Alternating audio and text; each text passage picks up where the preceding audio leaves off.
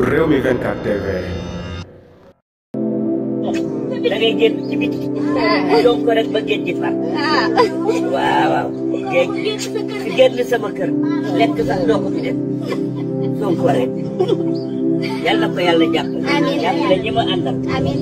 barke yonent bi alayhi salaatu wa salaam mi ngoog ku àndul ak Ousmane Sonko rek xamal ne sama kër moom da nga koy génn ndeysaan góor gi mi ngoog kon jamono yi daal dafa mel ne jeunes yi ñoom lañ xamee woon ak Ousmane Sonko ndaw ñi waaye fi mu toll nii kon mag ñi ñoo leen gën a bëgg ki nga xamante ne mooy Ousmane Sonko